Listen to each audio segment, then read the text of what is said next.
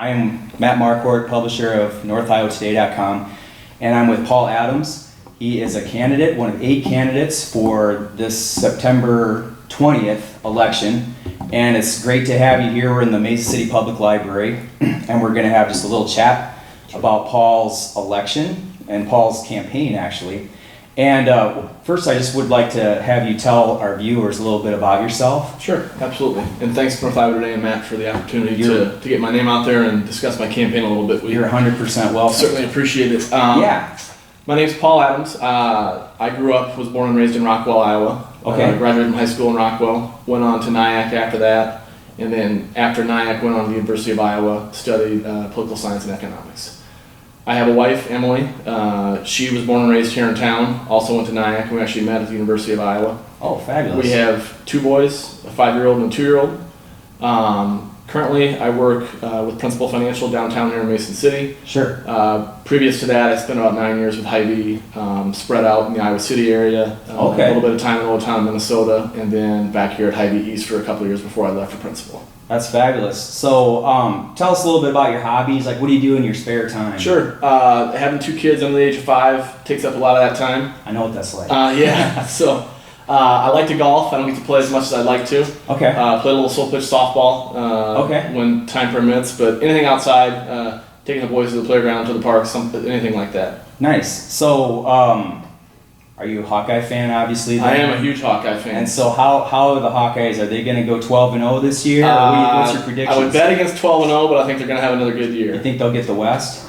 I hope so, yeah. I think that's an attainable goal. What's their biggest impediment in the West? You think Nebraska, Minnesota? I would say it's probably Nebraska. I looked at Wisconsin's schedule, and they have a pretty brutal schedule, so I don't think they're going to be into play, but I think it's probably Nebraska. Do you and your family get down any games or my wife, family trips, or what do you guys do? It's kind of funny because when we moved away from Iowa City in 2009, my wife and I, we were dating at the time, bought season tickets together that year. Okay. So we moved away, and then we commuted from Minnesota to the game. So we had season tickets for 6 years. And then last year when they went 12-0 was the first year we didn't keep them.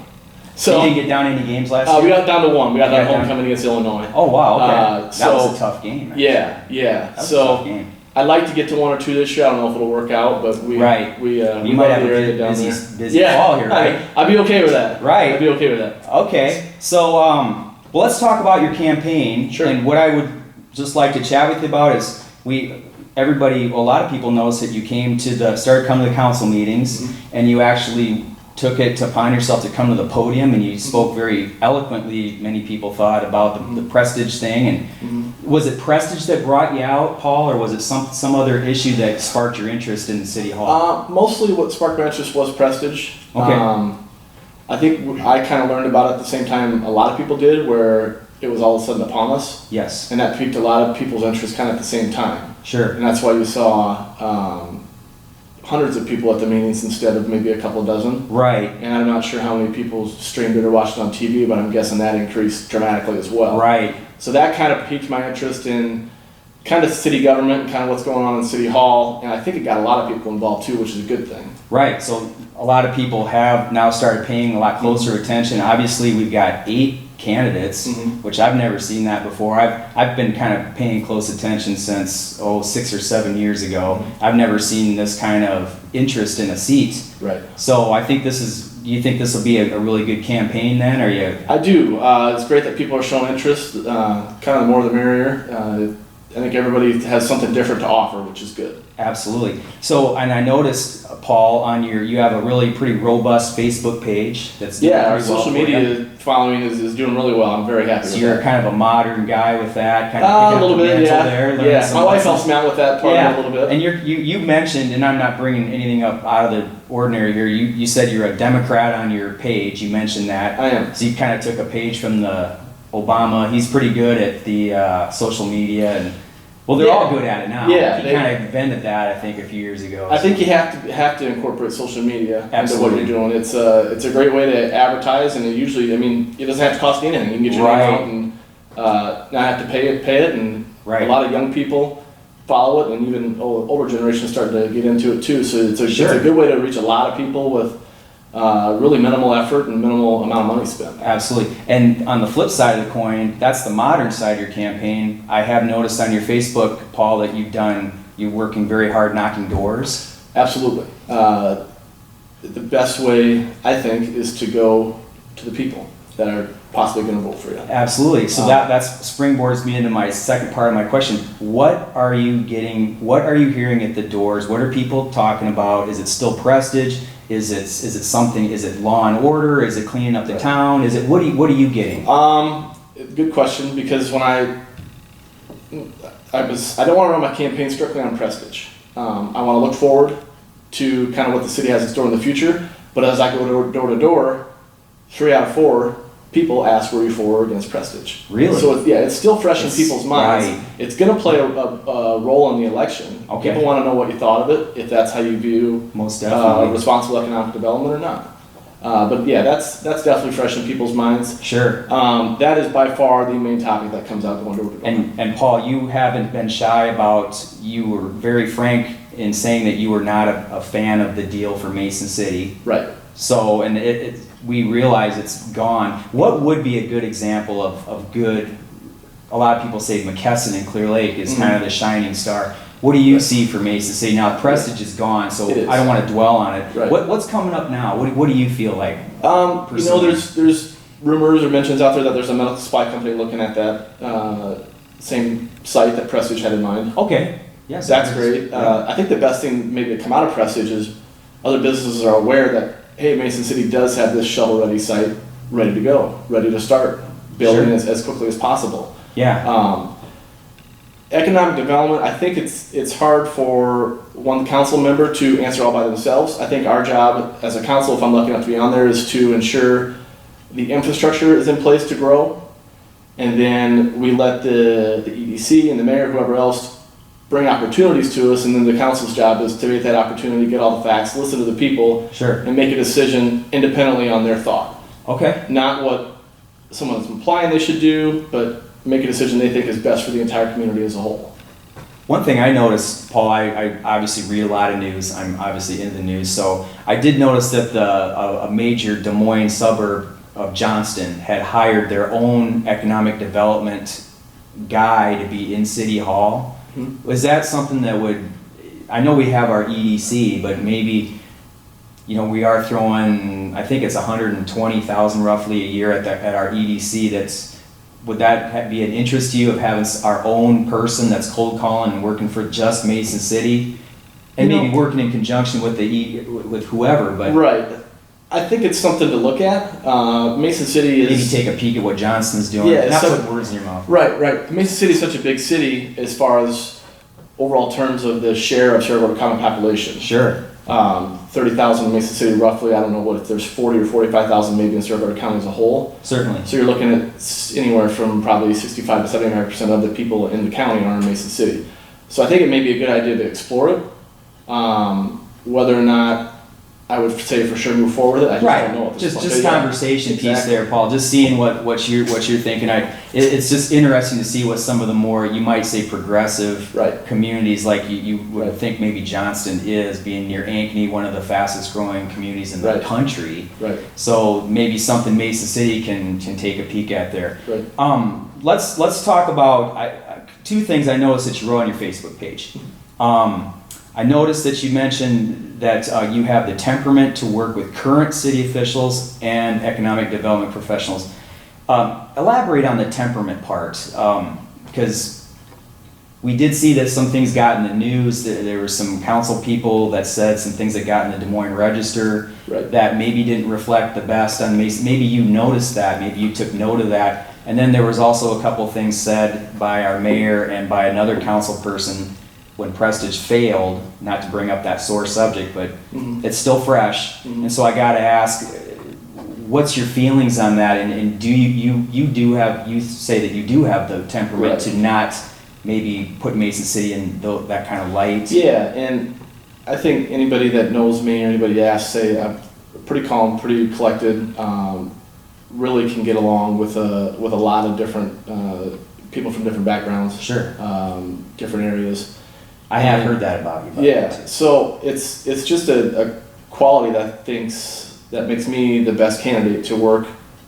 Because you're not going to have people that agree with you 100% of the time on the council, or whether it be the mayor or other council members. Politics. Man. Yeah, so you need to have a attitude or a temperament to disagree with them, but disagree respectfully, and kind of step back and realize everybody's kind of working for the greater good of Mason City. Like I said, you may not agree with them every step of the way how to accomplish that, Sure. but it's important to respect the disagreement, move on, and then look towards the future. Okay, good. So I just thought I'd bring that because that was something that Sure. you noted on your campaign page there. Mm-hmm. And then another interesting point you had talked about, Paul, was the Orton Family Foundation. You talked about I just briefly took a look at what you had written, and tell us about that program and healing the community. Sure. Again, it's the Prestage thing, but it's so fresh. We're trying to springboard away from it, but yet it's something you recently wrote about. What could that do for us, and what else could we do to kind of bring the community back together? Right. Yeah, and I'm glad you brought that up, because I think most, if not all, the candidates agree that we need to move forward from the turmoil that we've seen in the past 5-6 months, maybe a little bit longer. Certainly. But I'm the only one that so far that said this is how I want to work towards that. Okay, so you set yourself apart from the other candidates Yeah. a little bit with Yeah. this proposal. Yeah. You actually have a concrete Right. idea Yeah. for moving This forward. is something I'd explore if I'm lucky enough to be elected and try and implement in town. Not saying it would be a guarantee, but this is something I would work towards. It's called the Heart and Soul Project. The Orton Foundation. It's a group based out of Vermont. Okay, They have field offices they work with more locally. The closest one to us is in Dubuque, I believe. okay, But it's really based on 3 principles. The first one's involve everybody. So it says, don't just involve business owners, property owners, voters. You got to involve everybody that is in your community. That means people that live here, work here, go to school here, to get as many different perspectives of Mason City as you can, because the perspective of the person that lives and works in Mason City sure. is going to be different than the perspective of the person that lives in Mason City and works outside of town. Or Certainly. lives in a surrounding community and works in Mason City. Certainly. Definitely can have a different perspective of maybe a more non-traditional student that goes to NIAC and works full-time, or 18, 19, 20-year-old kid that goes to NIAC and lives on campus or lives with their parents. So they want to get all these different perspectives of how people see Mason City Okay. and pull those ideas together. And that leads them to help make better decisions moving forward, maybe Right. not just for Mason City, but for the area itself. Well, too, Mason or- City, I think, or but so it's it reflects better. Yeah, I think it helps to get all these different perspectives of how people view Mason City. Well, it's just a place I work at. Well, I live and work here, so this is what I think. Certainly. Yeah, and the second, like I said, 3 principles. The first one's involve everybody. The second one is work towards what counts. So you find common ground of all these different people that you're brought in that see Mason City in a different way. Certainly. Find common values, common beliefs, and pool those all together. And then the third principle is work towards the long goal. It's Okay. a long-term process. It's built for long-term results. What would be like a long-term goal that the project could help Mason City get to? Well, it could be anything. It could be economic development. It could be continuity, being welcome back into the community. It could be healing. Sure. It could be a number of things. It's kind of up to the whoever is in the group or is working on the projects to determine what objective they want to achieve. And it kind of sets those leaders, puts the onus on them to achieve the results. Okay. Well, it sounds like a cool idea. It's something that you could perhaps explore with your fellow council members once, if perhaps you're elected. Right. Let's switch gears. What I've kind of heard in the community, now that Prestige is gone, we're back to the downtown hotel arena, the 5-point plan, the $36 million thing that's seems to be stuck.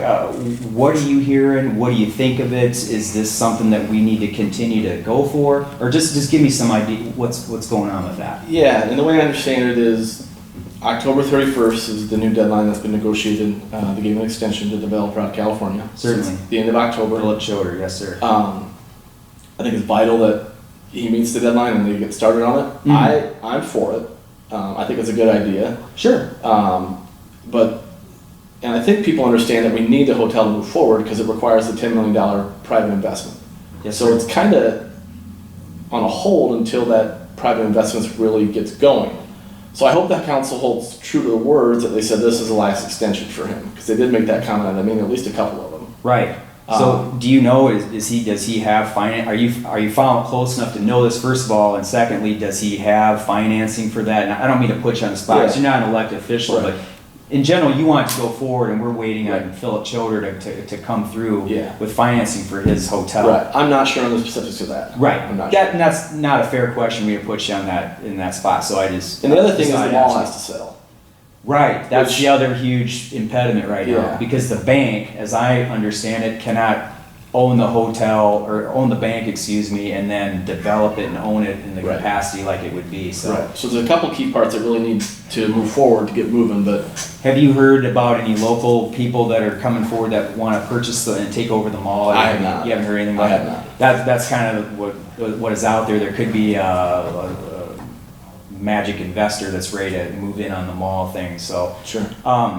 If that goes through, you think that's gonna be a big deal for downtown then? Yeah, I definitely think it helps. Downtown's had a lot of positive change in the last 4 or 5 years. Sure. And I think that's a great addition.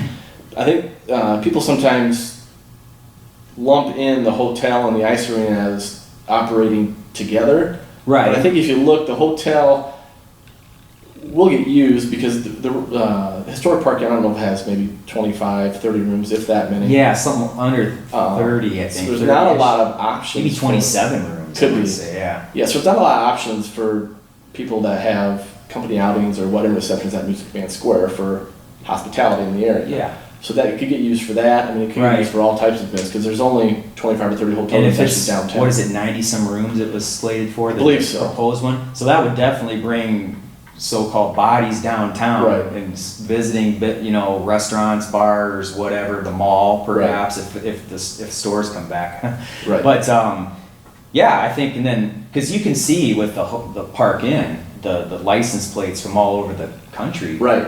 And Right. that has been, nobody can deny the fact that that's really had an influx and a positive thing on the downtown. I think you'd probably agree with that. I would agree. Yeah. Okay. And I think we've covered some good ground here, Paul. I think it's been a great interview. What would you want to tell the voters about Paul Adams to entice them to vote for you? Yeah, good question. Like I touched on earlier, we've all said it's time to move on, move past the turmoil, work towards the future.